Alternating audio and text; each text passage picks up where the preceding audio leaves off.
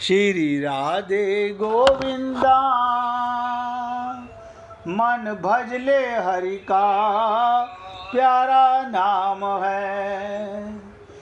गोपाला हरि का प्यारा नाम है।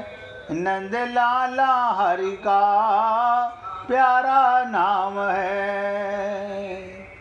गोपाला हरि का प्यारा नाम है। नंद लाला हरि का प्यारा नाम है। श्री राधे गोविंदा मन भजले हरि का प्यारा नाम है। श्री राधे गोविंदा मन भजले हरि का प्यारा नाम है। गोपाला हरि का प्यारा नाम है। नंद लाला हरि का प्यारा नाम है।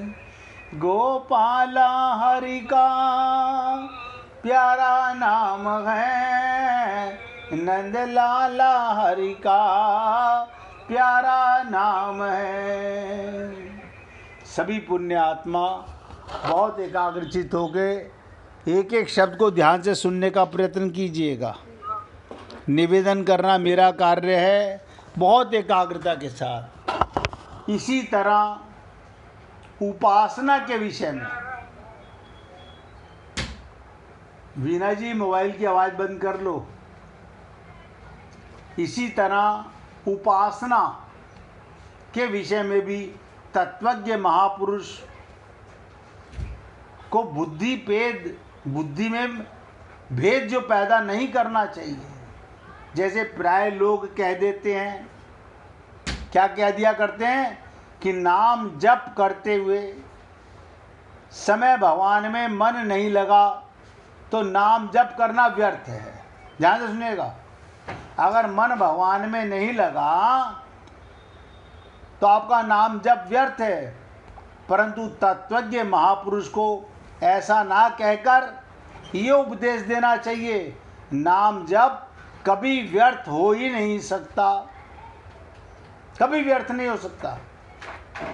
पृथ्वी में उल्टा बीज पड़े, सीधा बीज पड़े, टेढ़ा बीज पड़े, वो फूटेगा, वो कोई ना कोई असर देगा,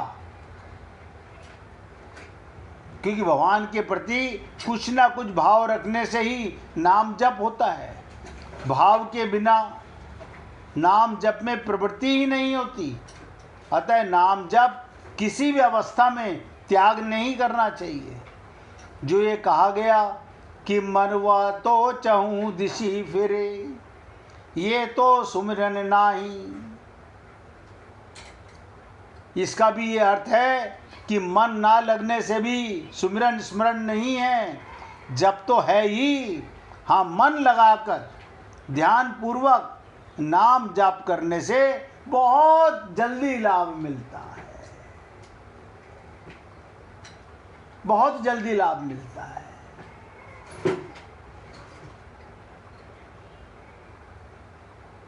इसलिए किसी को भी संत महात्माओं का कार्य होता है, त्रुटि कहाँ पर है, कमी कहाँ पर है, ये बताने का प्रयत्न करें।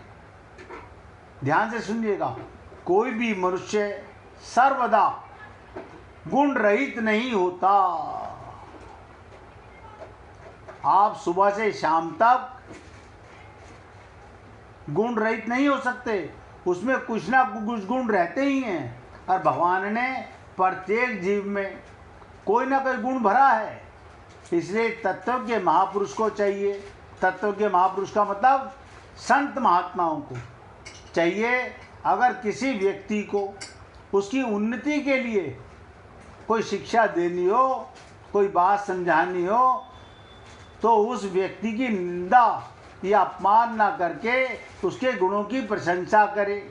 गुणों की प्रशंसा करते हुए आदर पूर्वक उसे जो शिक्षा दी जाएगी उस शिक्षा का उस पर विशेष असर पड़ेगा।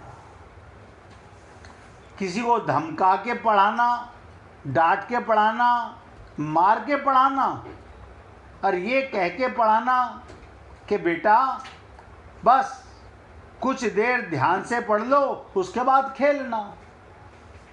आप पढ़ाई तो करते हो लेकिन मन से खेलते रहते हो। तो डांटना, धमकाना, किसी की बुराई करना, किसी का अपमान करना वो अच्छी बात नहीं। उस शिक्षा का उस पर विशेष असर पड़ेगा। समाज और परिवार के मुख्य व्यक्तियों को इसी रीति से दूसरों को शिक्षा देनी चाहिए। ध्यान से सुनिएगा। एक सेठ जी के बच्चे थे, वो इतने ढीठ थे कि उनके लिए बार बार टीचर बुलाया जाता। वो सब टीचरों को फेल कर देते। बेकार टीचर है, हमें नहीं पढ़ना इससे, बेकार टीचर, हमें नहीं पढ़ना इससे। अब सेठ जी कहते भाई मैं क्या करूं, जब बच्चे पढ़ना ही नहीं चाहते तो मैं क्या करूं। एक बुद्धिजीवी टीचर आया, बोले जी मुझे भी मौका दीजिए। बोले ठीक है जी, आपको भी मौका दे देते हैं, मगर देख लीजिए फीस तभी दूंगा जब मेरे बच्चे आपको पास कर देंगे। क्या पढ़ा सकते हो? बोले हाँ जी कोई बात नहीं, 2 दिन 4 दिन लगे कोई बात नहीं, लेकिन जब मैं इनको इनके मुख से कहलवा दूं कि हमें ये टीचर पसंद है, हम इससे पढ़ना चाहते हैं, तब तो मेरी परमानेंट नौकरी हो गई। बोले हाँ फिर होगी। अब आप कहोगे इससे पहले बहुत टीचर आए, सब फेल हो गए, इस टीचर ने क्या किया?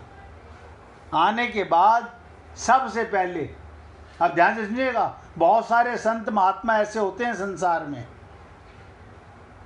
मैं गहराई तक बताने का प्रयत्न कर रहा हूं, सुनिएगा। पहले बच्चों को उनके मन पसंद, उनसे आते, कहते ये बताओ बेटा तुमको क्या खेलना पसंद है, आज हम तुम्हारे साथ ये खेलेंगे। टीचर स्टूडेंट कहता अरे बाकी सब तो आता ही बुक निकलवाते हैं, पढ़ाई कराते हैं, और ये तो हमारे मन पसंद खेल खेलना चाहता है। सर जी आप खेलोगे पक्का? बोले हाँ पक्का।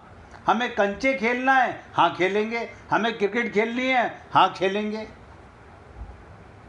हमें लूडो खेलनी है, कैरम बोर्ड खेलना है, हाँ खेलेंगे बेटा। अच्छा तुम्हें क्या खाना पसंद है, हम वही खाएंगे तुम्हारे साथ। पहले दोस्ती करे। गुरु का भी काम यही है, अपने शिष्य से उसके लेवल में जा करके, उसके लेवल में जा करके उसकी अज्ञानता के साथ प्रेम बढ़ाए। बहुत ध्यान से समझने का प्रयत्न कीजिएगा। उसकी अज्ञानता के साथ प्रेम बढ़ाए, फिर जब उसके साथ उसका ऐसा संबंध बन जाए, क्या ये मेरा ही सबसे बड़ा हितैषी, मेरा सबसे बड़ा दोस्त, मेरा प्रेमी बन गया, फिर धीरे धीरे उसके अंदर ज्ञान की फूंक मारे, फिर अज्ञान मिटाने का और ज्ञान देने का प्रयत्न करे। अन्यथा सीधा किसी को अगर आप आते के साथ ही बोल दो तुझे ये करना है, तुझे ये करना है, तुझे ये करना है, वो नहीं जाएगा। क्योंकि हम लोगों की बुद्धि में बहुत अज्ञान भरा होता है। तो जैसे टीचर को स्टूडेंट को पढ़ाना आना चाहिए, ऐसे ही गुरु को भी पहले अपने साथ में उनका संबंध स्थापित करे, उनसे प्रेम करे, उसके बाद में उनको आत्मज्ञान, तत्व ज्ञान और उनको संसार की प्रत्येक चीज की निकृष्टता समझाने लगे। ये तरीका है।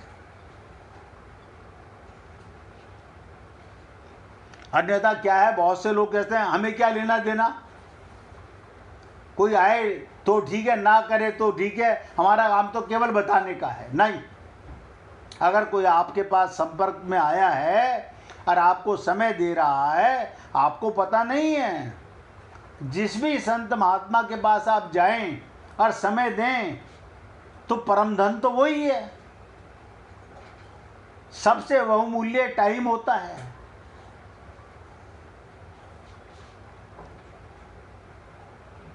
तो विद्वान को भी भगवान 2 आज्ञा देते हैं, ध्यान से सुनिएगा। भगवान यहाँ पर विद्वान को, तत्व ज्ञाता को, ज्ञानी महापुरुष को 2 बातें बताना चाहते हैं। नंबर 1, स्वयं सावधानी पूर्वक शास्त्र विहित कर्मों को अच्छी तरह करे और कर्मों में आसक्त अज्ञानी पुरुषों से वैसे ही कर्म कराए। पहले उनकी लेवल में आए, उनके साथ अपना संपर्क साधे, फिर धीरे धीरे रे मना, धीरे धीरे सब कुछ होए। लेकिन इतना टाइम आज कौन डिवोट करता है? गुरु तो 99% कहते हैं हमें गुरु बना लो, मगर शिष्य के साथ मित्रता का भाव कहाँ से लाओगे, प्रेम का भाव कहाँ से लाओगे? उसकी अज्ञानता को मिटाने के लिए पहले उसके साथ अपनापन करना पड़ता है, तब धीरे धीरे उसको अगर बताते हो कि तेरे को ये मन के रोग हैं तो उसे समझ आते हैं। लोगों को दिखाने के लिए कर्म करना दंभ है, जो पतन करने वाली आसुरी संपत्ति का लक्षण है। अतः भगवान लोगों को दिखाने के लिए नहीं, लोक संग्रह के लिए ही कर्तव्य कर्म करने की आज्ञा देते हैं। लोक संग्रह के लिए, संसार के सुख के लिए। अब बहुत ध्यान से सुनिएगा, इस श्लोक की आखिरी बातें आपके साथ चर्चा करना चाहता हूं। तत्वज्ञ पुरुषों को, जागे हुए महापुरुषों को चाहिए कर्म करने से अपना कोई प्रयोजन ना रहने पर वो समस्त कर्तव्य कर्मों को सुचारू रूप से करता रहे, पर वो समस्त कर्तव्य कर्मों को सुचारू रूप से तो करे जिससे कर्मों में आसक्त पुरुष की निष्काम कर्मों के प्रति महत्व बुद्धि जागृत हो। यानी पहले तुम निष्काम कर्म करोगे तब सामने वाला उसे समझेगा, महत्व बुद्धि जागृत हो और वे ही निष्काम भाव से कर्म करने लगे। आपके संपर्क में आने वाला पहले जागो फिर जगाने लगो। तात्पर्य ये, उस महापुरुष के आसक्ति रहित आचरणों को देखकर अन्य पुरुष भी वैसा ही आचरण करने की चेष्टा करने लगेंगे। कहते हैं ना, गुरु बनना बहुत सरल है, गुरु धर्म निभाना बहुत कठिन है। इस प्रकार ज्ञानी पुरुष को चाहिए वो कर्मों में आसक्त पुरुष आदर पूर्वक समझाकर पहले उनको रिस्पेक्ट दे। मैंने कहा ना, उनके लेवल में उतरे, फिर आदर पूर्वक समझाकर उनसे निषिद्ध कर्मों का स्वरूप से सर्वदा त्याग करवाए और विहित कर्मों से सकाम भाव त्याग करने की प्रेरणा दे। अन्यथा अभी थोड़ी देर पहले ही, 1 घंटे पहले मैं बाई जी को बता रहा था कि परमहंस की अवस्था पे जाकर के भी जड़ भरत का पतन हो जाता है। क्यों? ये आसक्ति, ये अज्ञान, ये ममता, ये मोह कब जाग जाए कोई नहीं जानता, क्योंकि माया 100% हमारा रिजल्ट लेती रहती है। माया भी दो प्रकार का कार्य करती है। पहले हमें अपनी ओर ललचाती है। कैसे ललचाती है? माया का बेटा मन, हमारा मन माया में हमें बार बार ले जाता है। हम पाना चाहते हैं आत्म सुख, लेकिन वो इंद्रियों के सुख में, भोगों के सुख में, धन के सुख में। लेकिन जब हम संत महात्माओं के संपर्क में जाते हैं, हम एक दिन में बदल नहीं जाते। टोपा टोपा करके जैसे अज्ञान भरा था, ऐसे ही अज्ञान निकलता है।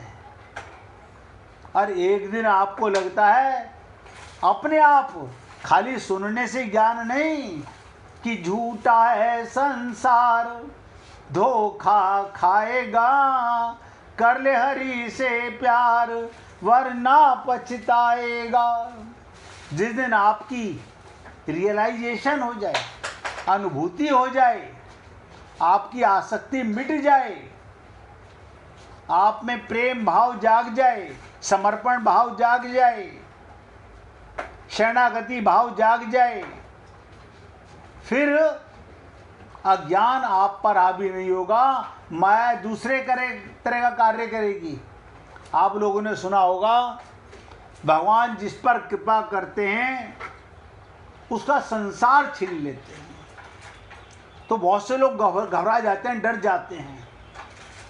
हाय राम, भगवान हमारा संसार छीन लेंगे तो हमें भूखे तो नहीं मरना पड़ेगा, हमें भीख मांग के तो गुजारा नहीं करना पड़ेगा, कहीं ऐसा तो नहीं?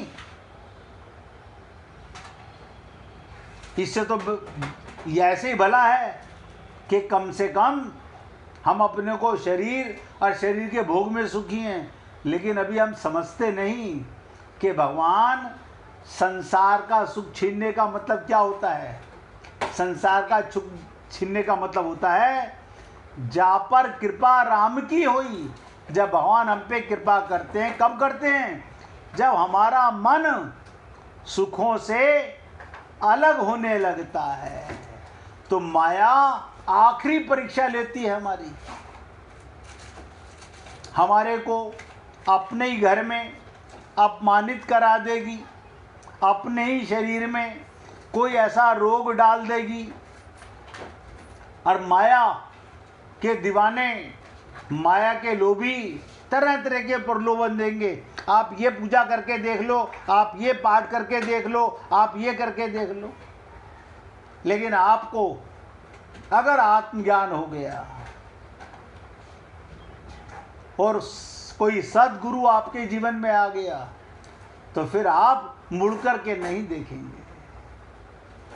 फिर तो बहते ही जा रहे हैं तेरे प्यार में कन्हैया। कब दिन निकल रहा है, कब रात हो रही है, हर पल मस्तियों की बरसात हो रही है। हे पुण्य आत्माओं, भगवत प्राप्ति कभी कठिन नहीं थी, आज भी कठिन नहीं है। मूल चीज है हमें अपनी स्थिति में आने के लिए क्या करना चाहिए, कैसे जागना चाहिए। इसके लिए जब हम संत महात्माओं का संग करते हैं, तब हमारे को ये आत्मज्ञान की बातें समझ में आने लगती हैं।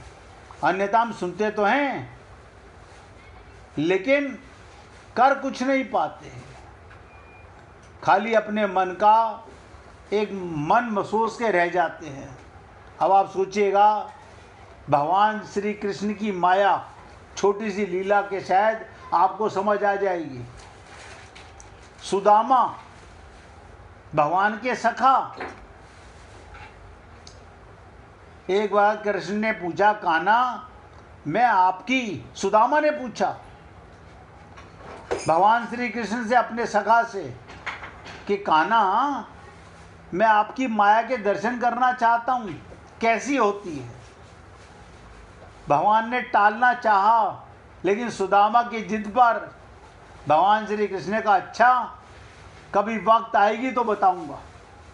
एक दिन कृष्ण ने कहा, सुदामा आओ गोमती नदी में स्नान करने चलें। दोनों गोमती के तट पर गए, वस्त्र उतारे, दोनों नदी में उतरे। श्री कृष्ण स्नान करके तट पर लौट आए, पीताम्बर पहनने लगे। सुदामा ने देखा कृष्ण तो तट पर चले गए हैं, मैं एक डुबकी और लगा लेता हूँ। और जैसे ही सुदामा जी ने डुबकी लगाई, सुदामा को लगा गोमती में बाढ़ आ गई है, वो बहे जा रहा है। सुदामा कैसे तैसे तब घाट के किनारे रुके, घाट पर चढ़े, घूमने लगे और घूमते घूमते गांव के पास आए और वहाँ एक हथनी ने उनके गले में फूल माला पहना दी। सोचिएगा, सुदामा हैरान हो गए, लोग इकट्ठे हो गए। लोगों ने कहा, हमारे देश के राजा की मृत्यु हो गई। हमारा नियम है राजा की मृत्यु के बाद हथनी जिस भी व्यक्ति के गले में माला पहना देगी वही हमारा राजा होगा। हथनी ने आपके गले में माला पहनाई, इसलिए अब आप हमारे राजा हो गए। सुदामा हैरान, मैं राजा बन गया। एक राजकन्या के साथ उनका विवाह भी हो गया, 2 पुत्र भी पैदा हो गए। एक दिन सुदामा की पत्नी बीमार पड़ गई, आखिरकार मर गई। सुदामा दुख से रोने लगे।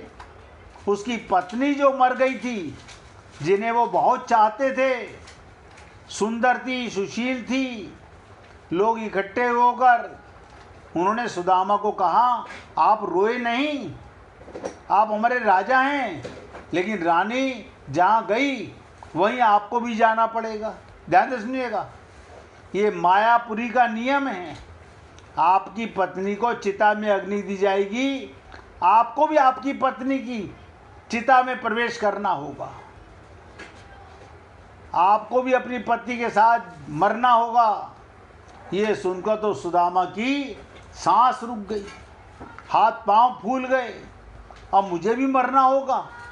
मेरी पत्नी की मौत हुई, मेरी तो नहीं हुई, भला मैं क्यों मरूं? ये कैसा नियम है? राजा बनते समय नहीं सोचा। सुदामा अपनी पत्नी की मृत्यु को भूल गए, उनका रोना भी बंद हो गया।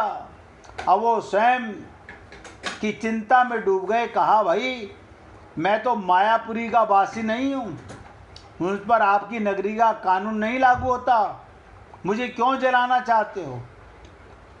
लोग नहीं माने। अपनी पत्नी के साथ आपको भी चिता में जलना होगा, मरना होगा, ये यहाँ का नियम है। आखिर सुदामा ने कहा, अच्छा भाई, चिता में जलने से पहले मुझे मेरी आखिरी ख्वाहिश स्नान तो कर लेने दो, मेरे को आखिरी बार स्नान तो कर लेने दो। पहले तो लोग माने नहीं, फिर बात मान। उन्होंने हथियारबंद लोगों को ड्यूटी पर लगा दिया। सुदामा को स्नान करते दो, ध्यान दे देगा, देखना कहीं भाग ना जाए। लोग पानी में उतर गए। सुदामा रो उठे। सुदामा इतना डर गए कि उनके हाथ पैर कांपने लगे। वो नदी में उतरे, डुबकी लगाई, फिर जैसे ही बाहर निकले उन्होंने देखा माया नगरी कहीं नहीं, किनारे पर तो श्री कृष्ण अभी अपना पीताम्बर पहन रहे हैं और वे एक दुनिया घूम आए, मौत के मुंह से बचकर वापस आ गए। सुदामा नदी से बाहर आए और सुदामा रोए जा रहे हैं। भगवान श्री कृष्ण हैरान हुए, सब कुछ जानते थे, फिर भी अनजान बनते हुए पूछा, सुदामा तुम रो क्यों रहे हो? ध्यान से सुनिएगा। सुदामा ने कहा, कृष्ण मैंने जो देखा वो सच था या जो मैं देख रहा हूं वो सच है? भगवान मुस्कुराए और कहा, जो देखा भोगा वो सच नहीं था, भ्रम था, स्वप्न था, माया थी। मेरी और जो तुम बीच अब मुझे देख रहे हो यही सच है। मैं ही सच हूँ, मेरे से भिन्न जो भी वो मेरी माया है। और जो मुझे सर्वत्र देखता है, महसूस करता है, उसे मेरी माया स्पर्श नहीं करती। माया स्वयं का विस्मरण है, माया अज्ञान है। माया परमात्मा से भिन्न, माया नर्तकी नाचती है और नचाती है। तो जो प्रभु श्री कृष्ण से जुड़ा है वो नाचता नहीं, भ्रमित नहीं होता, माया से लिप्त नहीं रहता। ये जान जाता है, सुदामा भी जान गए, जो जान गया वो भगवान को पा गया। इसलिए हम कई बार आपसे निवेदन करते हैं, माया महाठगनी हम जानी। और आपका हमारा मन माया का बेटा, ये भगवान की माया हमारे पीछे लगी है। आप जागना नहीं चाहते, अभी माया में खूब मस्त हो रहे हैं। इसलिए हे पुण्य आत्माओं, 1 मिनट भगवान का कीर्तन करो, फिर आगे चर्चा करेंगे। गोविंदे गोविंदे गोपाल भज